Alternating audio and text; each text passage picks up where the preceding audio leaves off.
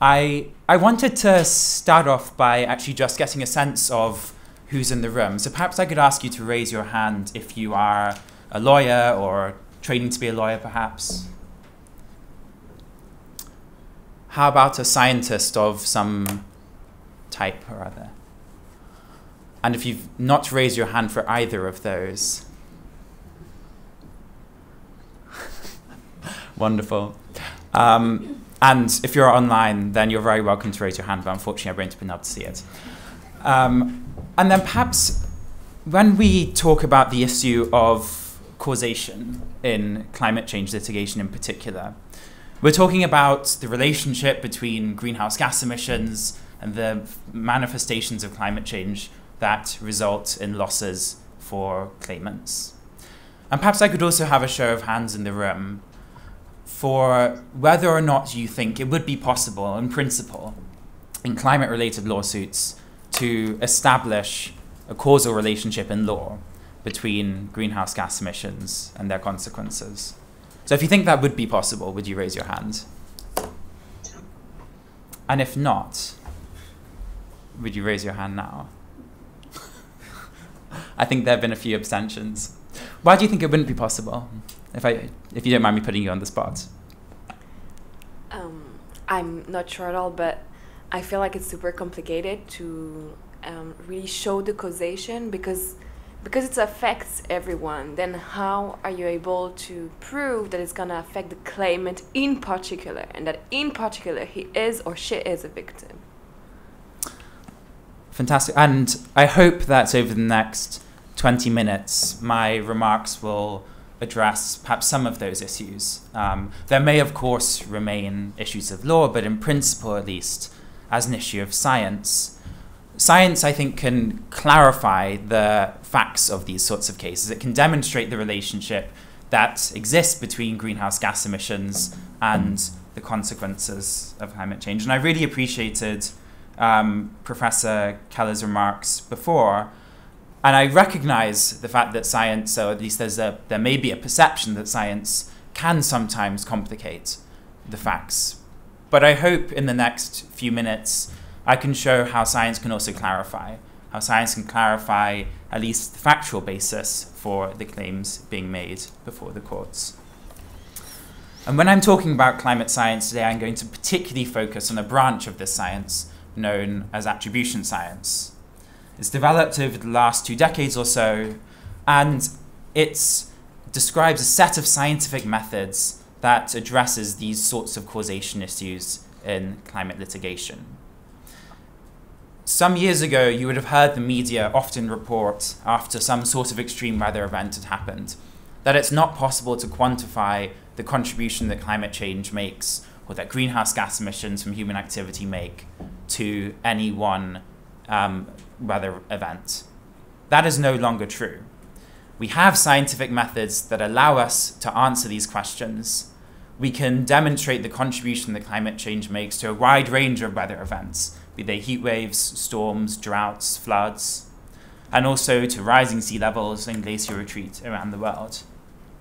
There may be some constraints in terms of the certain types of events are more difficult to look at. There are also it is also the case that not everything is caused exclusively or even substantially by climate change. But where that is the case, often we can, at least in scientific terms, demonstrate those links. And these facts mean that scientific developments can, in principle, provide a factual basis for the types of causal claims being made in growing numbers of lawsuits brought around the world. Specifically, these claims I mentioned before, that greenhouse gas emissions of one entity contribute to another's losses, or indeed the risk of losses. And over the next few minutes, I'll expand a little bit on the science that allows us to resolve those questions, develop insights there. But I'd like to start off with a case study from Peru.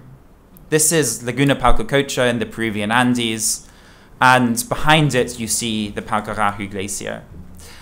The photos were taken by the Austrian mountaineer and glaciologist Hans Kinzel in the 1930s. You see a medium-sized lake full to the brim, overflowing.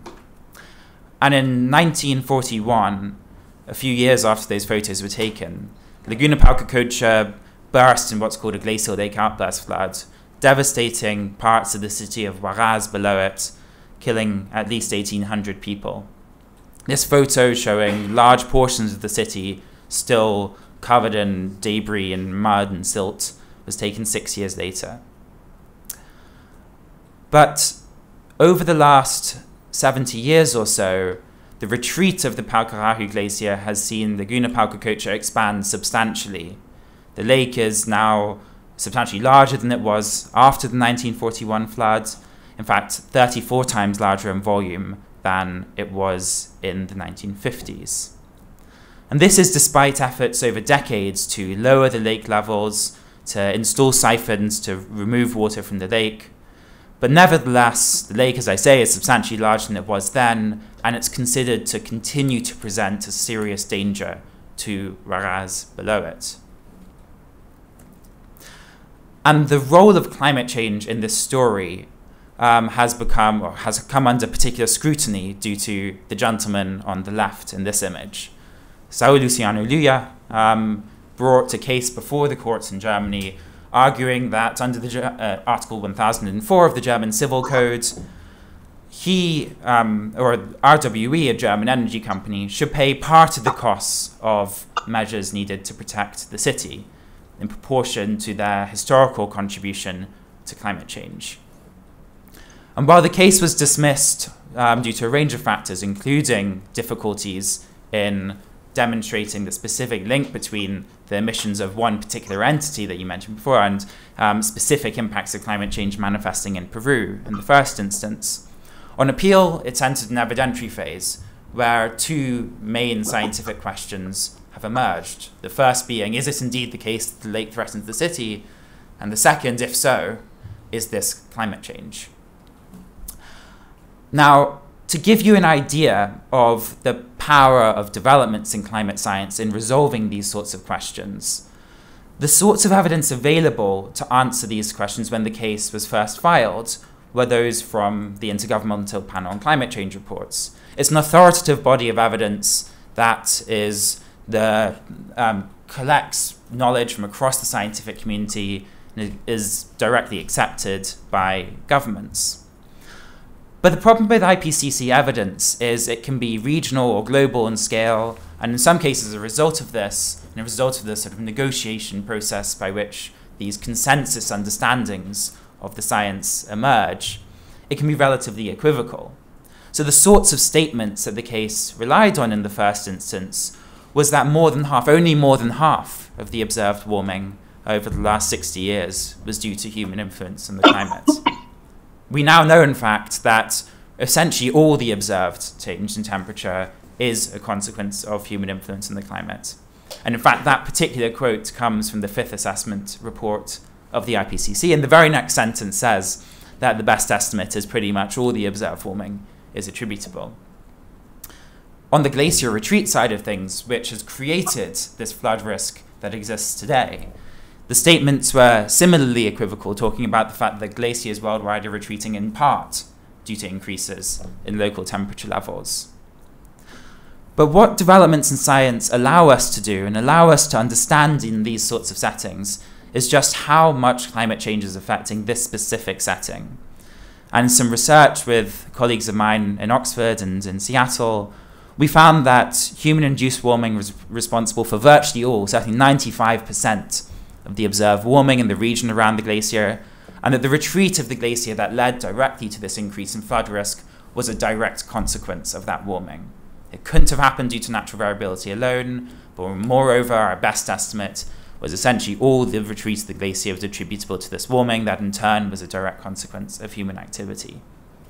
So this is the level of specificity which scientific methods allow us now to go into in understanding the role of climate change in a growing number of disasters or risks of disasters occurring around the world. And it's not only one study.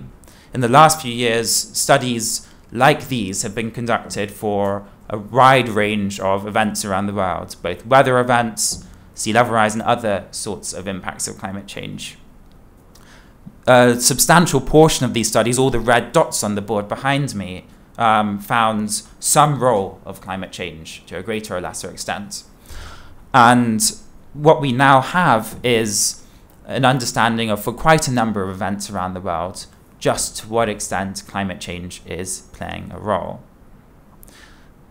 And the Intergovernmental Panel on Climate Change was able to assimilate all of this evidence, which means that we now have regional understandings of how climate change is affecting different sorts of events. We see that pretty much worldwide, heat waves are getting hotter due to climate change, and we know that on the basis of all of this evidence. For many regions, we have enough evidence to show that heavy rainfall events that lead to floods are also getting stronger. And in some regions, we're seeing increases in drought also. All of this attributable to human influence on the climate. So we have the ability to conduct these specific studies. On the basis of that and the basis of expert interpretation, we also have an understanding of the regional changes that are happening as a result of human influence on the climate. And this could have a very influential role in legal settings. We know that causation is a key issue in many climate lawsuits. And to establish factual causation, we need both this general understanding that greenhouse gas emissions cause climate change, that climate change causes impacts of the type suffered by claimants in these cases, but also the specific causal link between, which may need to span the full causal chain, from the greenhouse gas emissions of a specific defendant right the way through to the specific losses suffered by the claimant in question. The body of scientific evidence we have now allows us to generally resolve these general causation questions very robustly, and specific attribution studies also allow us to interrogate these specific causation claims. It's not the case that everything is caused by climate change, but we can interrogate the evidence in terms of whether or not the specific harms in question are. For some time now, legal scholars have recognized the role that this form of scientific evidence can play in evaluating causal claims, and they've championed the role that climate change attribution science may have in resolving the growing number of climate lawsuits for which the relationship between greenhouse gas emissions and their impacts comes into question. But how does this all work? Well, scientifically, and without getting into too greater detail, at a high level, the questions that are asked are the following. If we want to understand the effect of climate change on extreme weather events, it's of course the case that these are not novel phenomena. We've always had floods, we've always had droughts. What climate change does, and the question we can ask of these events, is how much worse were these events because of human-induced climate change? Or how much more frequently are they happening? We have climate models and we've got observations, and combining them together allow us to basically simulate the world that would have existed in the absence of human-induced climate change. We can simulate that world using robust methods, as I say, robust methods that have been recognized by the Intergovernmental Panel on Climate Change. And in so doing, we can quantify how an event of a certain type would have been different absent climate change. For slow onset trends, things like glacier retreat or rising sea levels, we can ask related questions. We can ask, could the observed changes, the retreat of this certain glacier or sea level rise in a particular location, could that have happened due to chance alone? Could that have happened just because of natural variability? We can also ask, rather than just, does this require climate change to have happened? We can say, to what extent was climate change responsible for this? We can quantify the proportional contributions of human and natural factors. And for glaciers, the studies that have been done around the world provides a compelling evidence that climate change is the primary driver, and particularly human-induced climate change is the primary driver of glacier retreat around the world. And that is also the case for sea level rise in the global mean, although it may vary slightly in certain regions where coasts may also be subsiding. So we have a powerful set of methods that allow us to quantify these facts, that allow us to understand the extent to which climate change is affecting these physical hazards that create losses. But this is about the role of climate change as a whole. Now, this quote comes from a US court and now about 13 years ago or so. But in this, one of the early climate litigation cases brought by a village called Kivalina in Alaska, which was forced to relocate due to coastal erosion, the court stated that it was not plausible to state which emissions, emitted by whom and at what place in the world, caused the plaintiff's alleged global warming related injuries, and that this was due to the fact that there were so many contributors to climate change that were allegedly responsible for the various chain of events allegedly leading to the erosion of Kivalina. In other words, in a world in which there are so many contributors to climate-related harms, is it possible really to pinpoint the contribution that any one entity makes?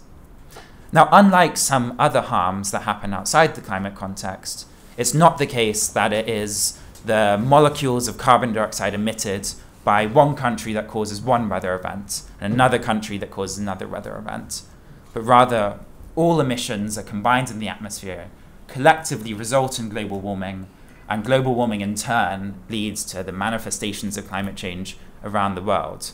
So all contributors to climate change contribute in part to the impacts of climate change we see. But scientifically, it's now possible, in fact, to quantify the extent to which individual greenhouse gas emitters have contributed to harms. Legally, you may not always need this information. It may be sufficient to quantify the role that climate change plays as a whole, and then allocate responsibility for contributions to harm based on some sort of market share approach or proportional approaches. But where it's necessary, scientifically, we can answer these questions. We can say to what extent are Shell's emissions or the emissions of the US responsible for certain extreme weather events, for sea level rise, for ocean warming and acidification.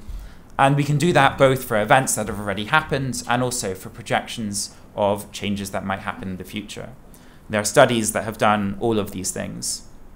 We can quantify the contributions of countries or companies or even individuals, if need be. We can model the world as it would have been without Shell's emissions. We can model the world as it would have been without the emissions of Austria. So we have a set of methods that allow us to quantify the effects of climate change in a range of settings, or indeed individual contributors to climate change. But so far I've only spoken about physical manifestations of climate change. The strength of heat waves, the intensity of storms. What new developments in climate science also allow us to do is to extend these methods to the impacts of those events. It's now possible to synthesize methods from epidemiology and physiology to understand what are the health impacts of climate change. So we can quantify how many fewer deaths might have happened in a given summer in the absence of climate change. Or we can look at economic impacts or infrastructural damage resulting from these storms. And again, we can ask the question, in the absence of climate change, would these losses have occurred? Or how much less bad would the losses have been? And what these developments allow us to do is to answer the question to evaluate that full causal chain I described earlier on in the talk, right the way from the emissions of these individual entities, these individual contributors to climate change, and to demonstrate that those emissions may indeed contribute to losses suffered by, in the legal context, individual claimants. This particular figure on the bottom here shows heat-related, the stacks on the bottom. These are heat-related deaths occurring in the summer of 2018 in the canton of Zurich. And the darker red segments are all those heat-related deaths attributable to climate change. The lighter segments are those that would have occurred in the absence of climate change. We can even, using state-of-the-art methods in epidemiology combined with these climate science methods, we can say on any given day, in fact, how much cooler it would have been in the absence of climate change and how many fewer heat-related deaths, in statistical terms at least, would have happened. But there are still some challenges, and I don't want to come across as naive about how this sort of scientific insight might be interpreted legally. As I mentioned before, greenhouse gas emissions are fungible. They combine in the atmosphere. And as I say, it's not the case that one hurricane was caused by Exxon, the next by Chevron.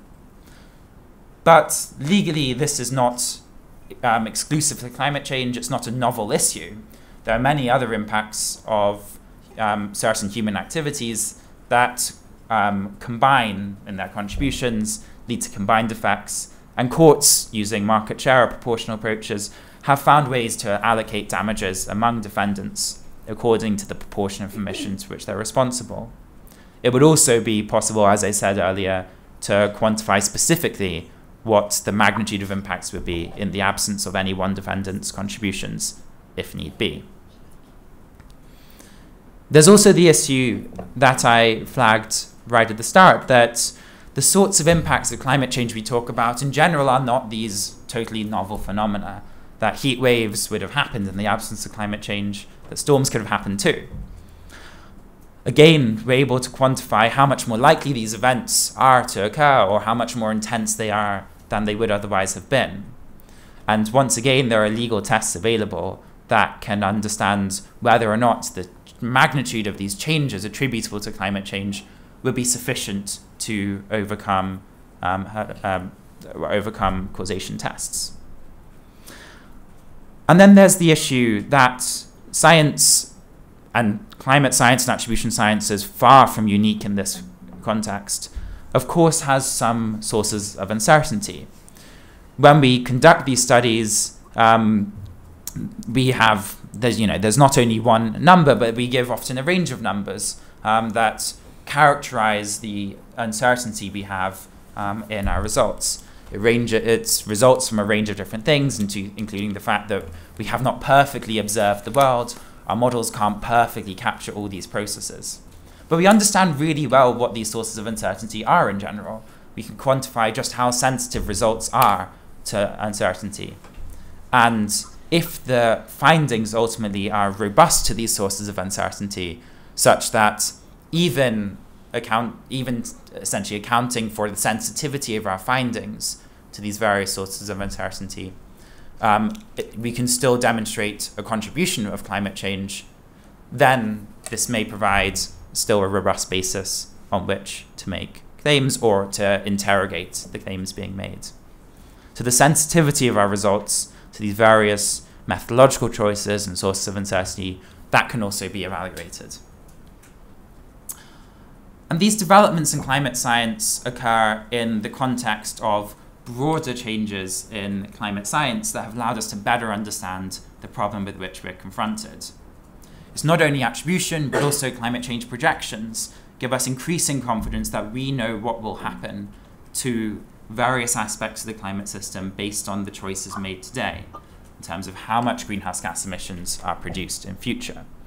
We understand to a great extent what the gravity of climate change impacts would be, depending or contingent on the greenhouse gas emissions we produce over the coming decades.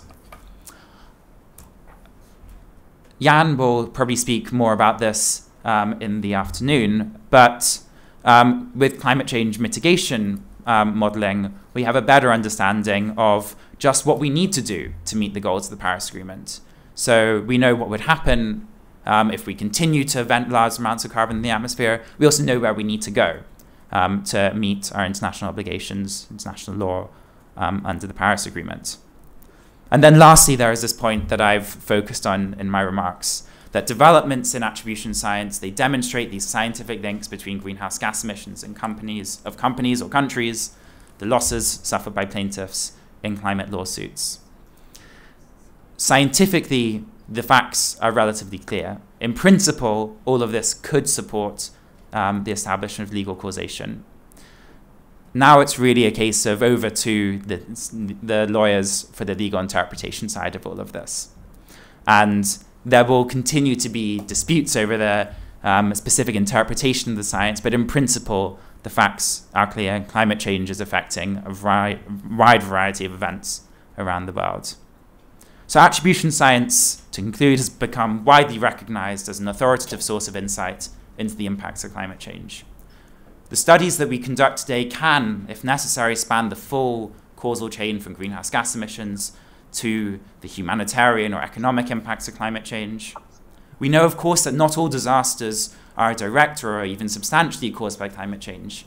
But when that is the case, we are able to demonstrate just to what extent climate change is causing these impacts.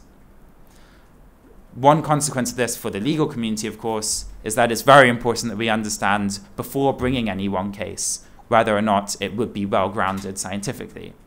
And so there is a need to make sure that ahead of time there's this appropriate consultation between lawyers and scientists on the merits of certain claims, such that when the facts come to be interrogated in court, they stand up to scrutiny. But ultimately, the extent to which climate change is responsible for causing a wide range of climate-related harms can be quantified scientifically, and now it's up to the legal community to evaluate what those scientific facts mean in the context of legal standards of proof. So thank you very much, and I look forward to continuing to discuss in the Q&A and over coffee and lunch.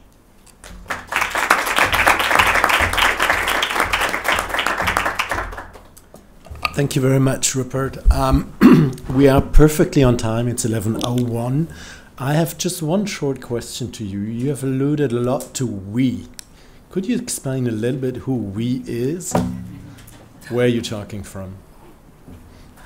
I think when I was using we in this context, primarily I was referring to myself and my scientific colleagues who can and do conduct these sorts of studies.